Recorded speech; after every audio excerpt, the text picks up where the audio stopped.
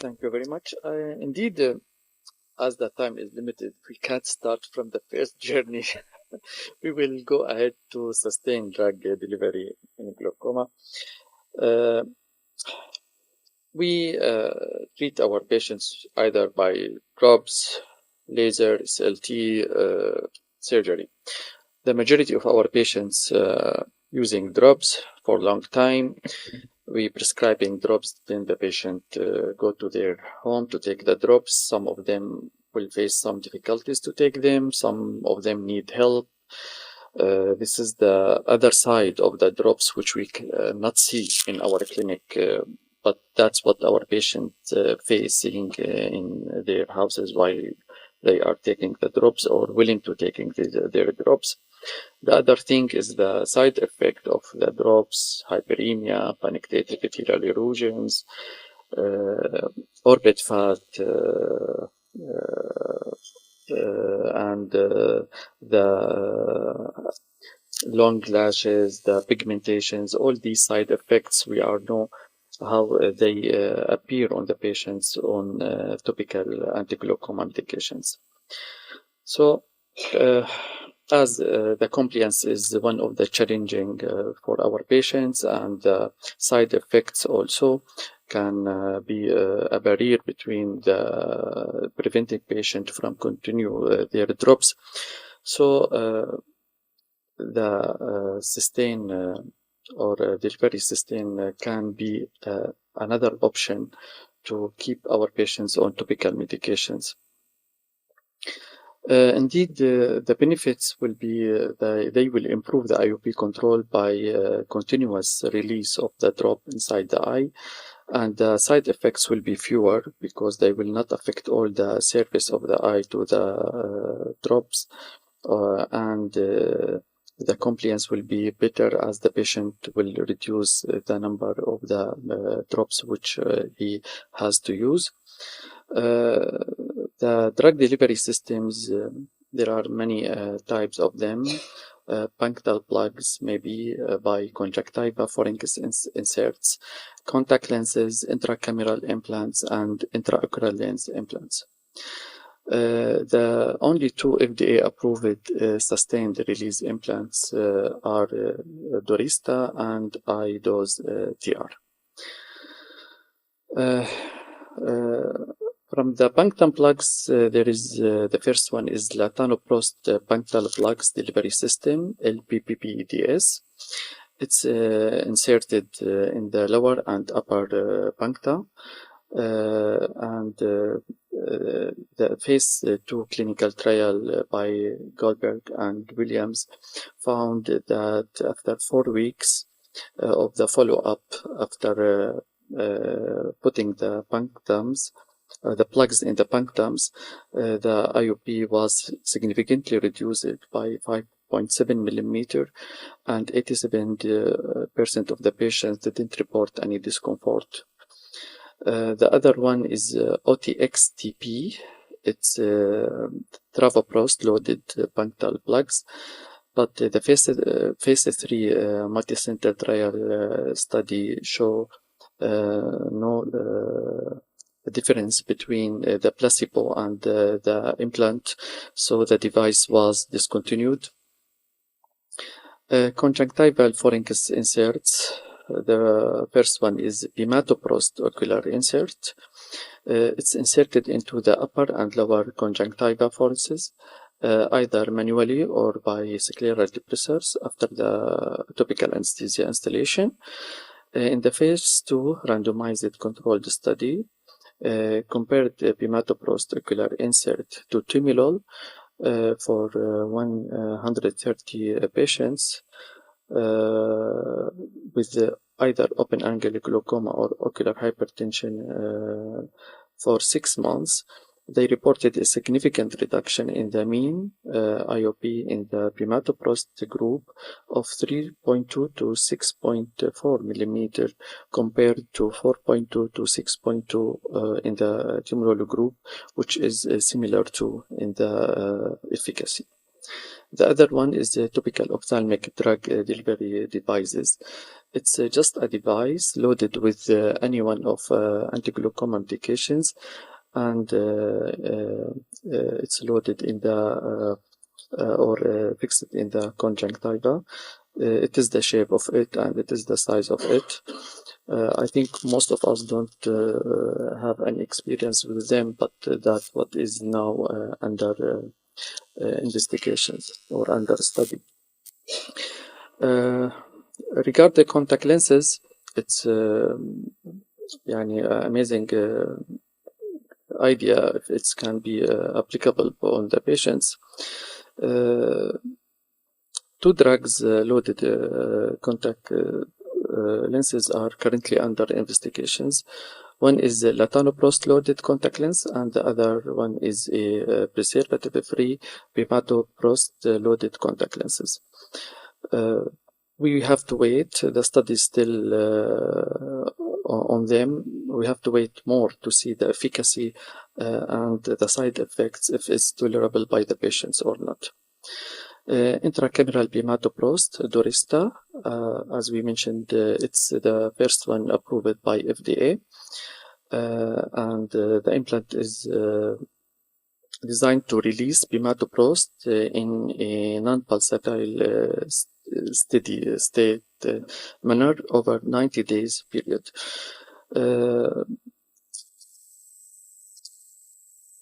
The efficacy of the bimatoprost implant was investigated in two 20-month phase 3 trial involving 1,122 subjects that were randomized to treatment with the implant versus topical timolol eye drops.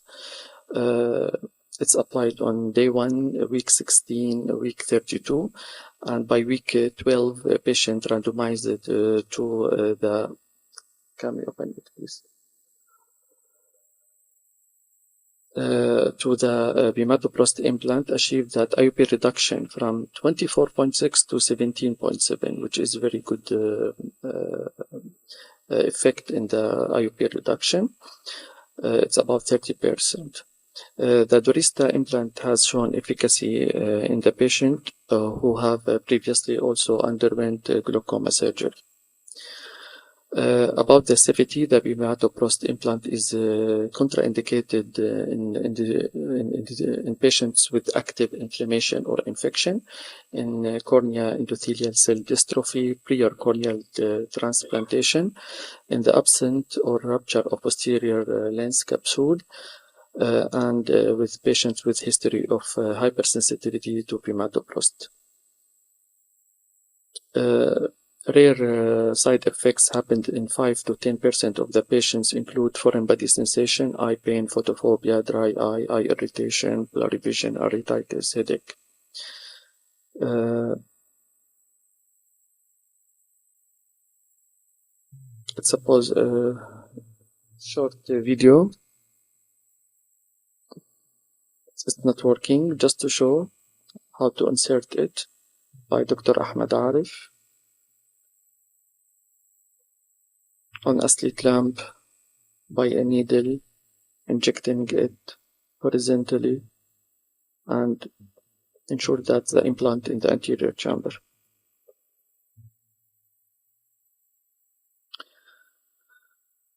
The second one is the travoprost implant, iDose TR.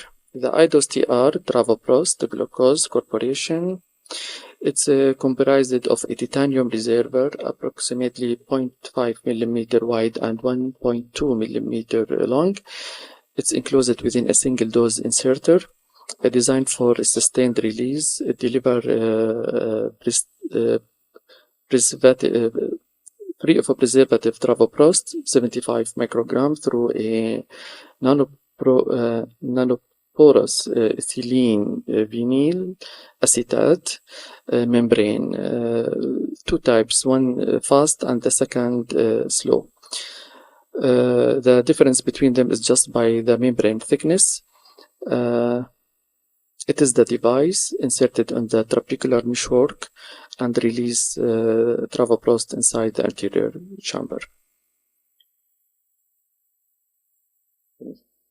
Okay. Those are the main two FDA-approved delivery systems. The rest are still under evaluation, so we wait. I don't use any one of them. I don't know if any one of you used them still, but we will wait. If they will work with our patients, then we will get rid of the side effects, and I think the compliance will be better with our patients. Let us wait. Thank you. Hoping for a brighter future for our patients, I now invite Dr. Mohammed Shamali to talk about neuroprotective and the future of glaucoma care. So, yeah. So this is another horizon for the treatment of glaucoma. What is neuroprotection? Neuroprotection is it moving?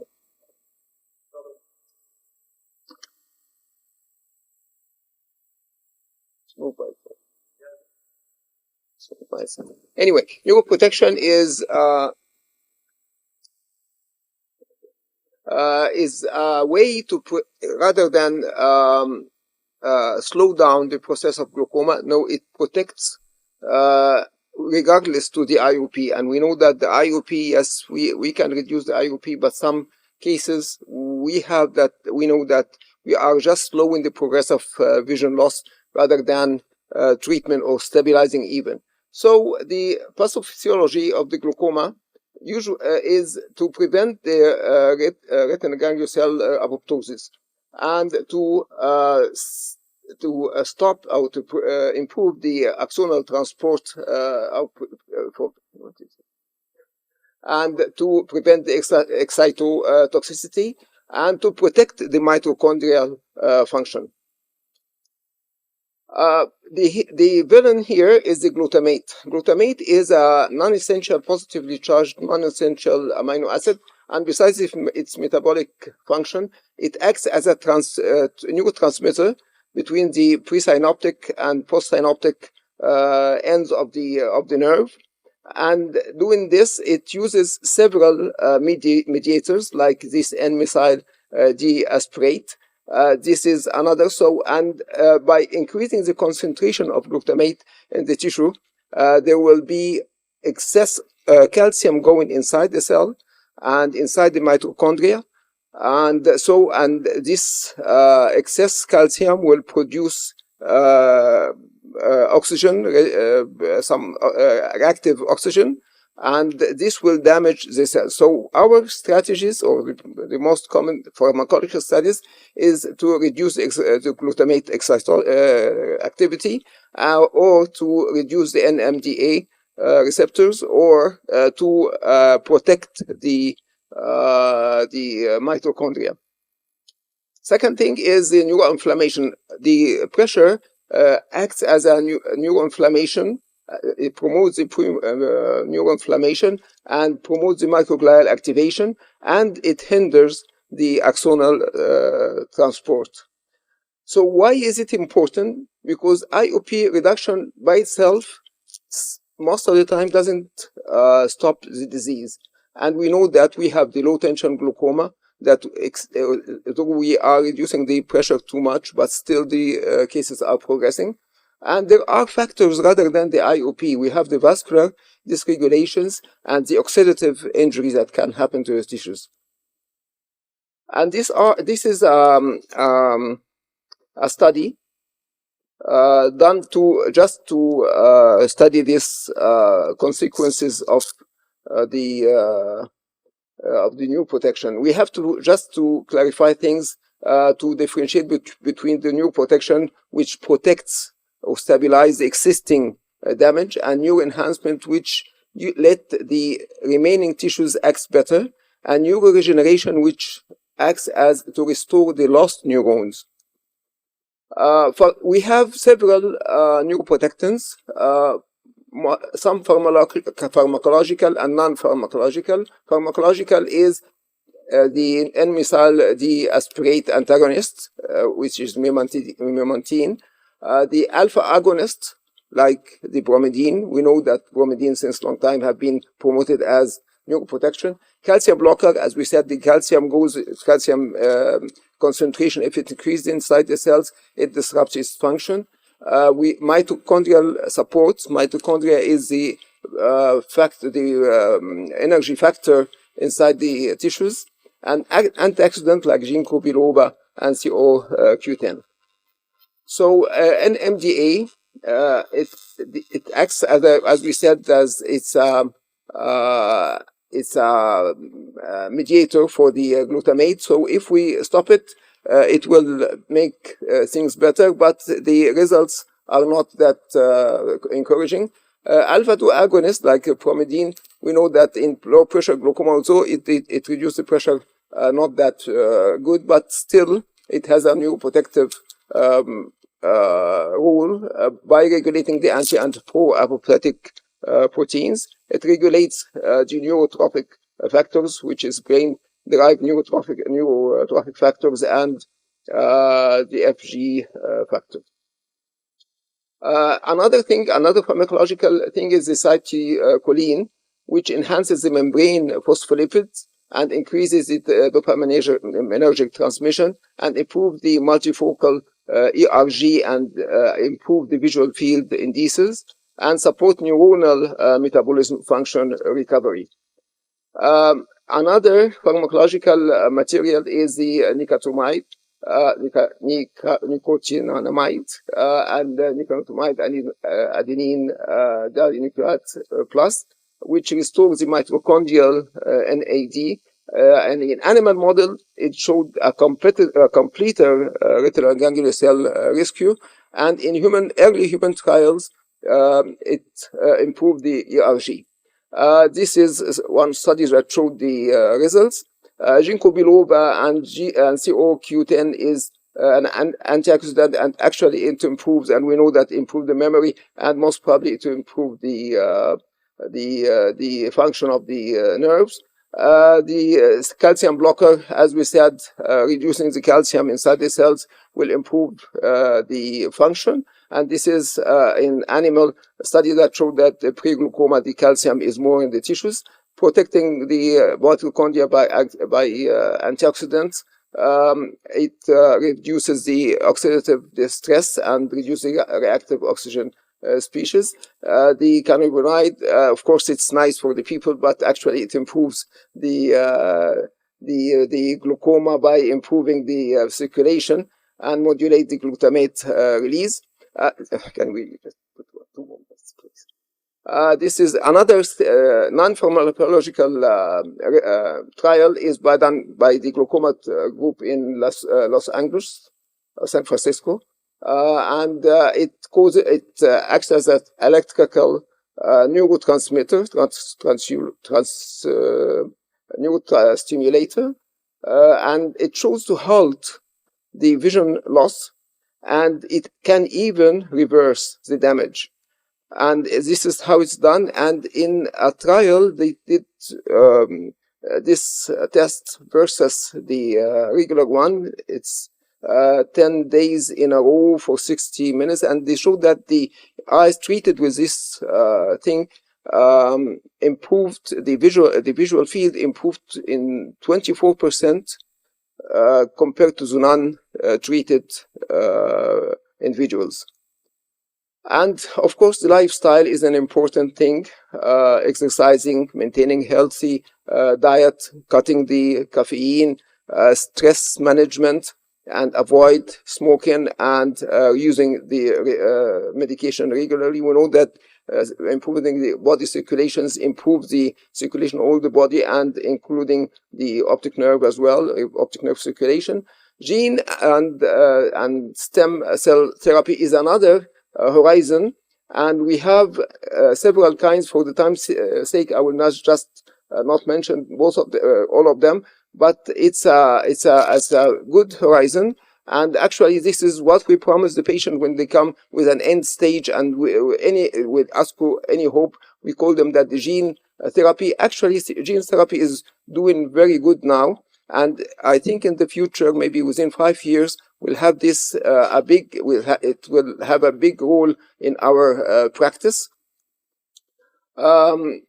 And just like this SNTF theory neurotrophic factor, if we inject it in the trabecular meshwork, it will maintain the aqueous flow, and if it's directed to retinal ganglion cell, it will replace actually damaged cells. These are some trials that show some benefits and non-benefits of the medications. So the end point is that the glaucoma treatment shouldn't be only lowering the IOP. Neuroprotection is another horizon, and most probably in the future they will have both of them combined in treatment rather than being just with the drops and reducing the eye pressure. Thank you very much.